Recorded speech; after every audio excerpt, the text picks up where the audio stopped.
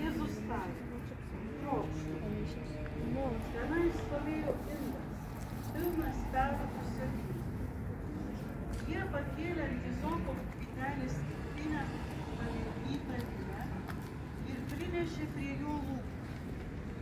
Paragavęs to vyno, Jėzus tarė, atliktas. Ir nuleidęs galvą atidavė dvasią. Kadangi buvo prisirengimo diena ir žydai nenorėjo, kad kūnai liktų ant kryžiaus per šabas, nes tas šabas buvo didelių šventės diena. Jie prašė Pilotą, kad nukryžiuotiesiems būtų sulaužyti blauzdikauliai ir kūnai nuimti.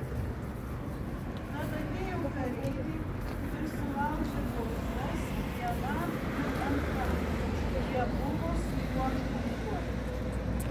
Priėję prie Jėzaus ir pamatę, kad jis jau miręs, jie nebelaužė jam blauzdos.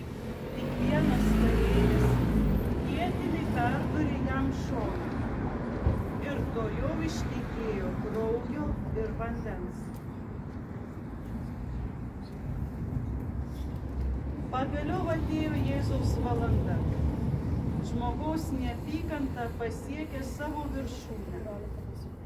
Jis nukryžiavo Dievo sūnų, bet tuo pačiu savo viršūnę pasiekė ir Dievo žmogaus meilė.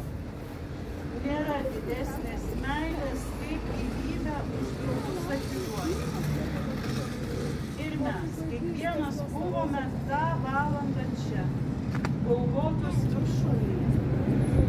Mes buvome neapykantos pusėje, nes su kiekviena savo nuodėme padidinome Jėzaus kančią.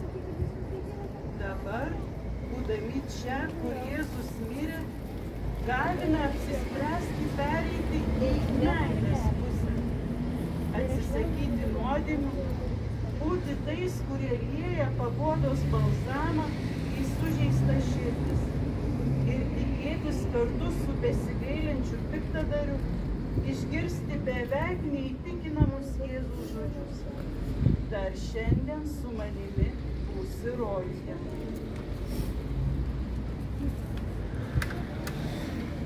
Išganytojau, leisk, kad mano mirties valanda būtų laukimas džiaugsmingo susitikimo su tavimi. Bet tam reikia, kad mano gyvenimas būtų panašus į tavo sūnaus gyvenimą. Pasigailėk mūsų Viešpatie.